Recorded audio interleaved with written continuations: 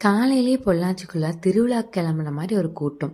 அதுக்கப்புறம் தான் ஞாபகம் வந்துச்சு, இன்னைக்கு பொள்ளாச்சி மக்கள் நல சங்க சார்பா பொள்ளாச்சியில் வேல் விழா நடத்துறாங்கன்னு சொல்லிட்டு. எவ்வளோ அழகா ஆர்கனைஸ் பண்ணியிருந்தாங்க தெரியுமா? உள்ள நாதஸ்வர இசை, வேற லெவல்ல கச்சேரி எல்லாமே வச்சிருந்தாங்க. அது மட்டும் இல்லாம 1008 பெண்கள்னு ஆரம்பிச்சது கிட்டத்தட்ட 2800 பெண்களுக்கு பக்கமே வந்துட்டாங்க. அவ்வளோ கிராண்டாக ஃபங்க்ஷன் பண்ணியிருந்தாங்க. கொஞ்ச நேரத்தில் இது வேல் விழாவா இல்லை தேர் திருவிழாவானே தெரியல, அந்த அளவுக்கு மக்கள் கூட்டமுங்க.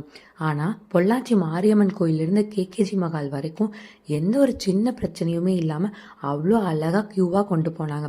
அங்கே போனதே அவங்களுக்கு ஸ்நாக்ஸ் எல்லாம் அரேஞ்ச் பண்ணாங்க. சாப்பிட்டு முடிச்சதுமே பூஜை பண்ண ஆரம்பிச்சிட்டாங்க. முருகருக்கு பண்ணியிருந்தாங்க பாருங்க ஒரு அலங்காரம், கண்கொள்ளா காட்சியாக இருந்துச்சு. என் அப்பா முருகனை அவ்வளோ அழகாக ஒரு அலங்காரத்தில் பார்க்கறதுக்கான வாய்ப்பு எனக்கு இன்றைக்கி கிடைச்சதுங்க.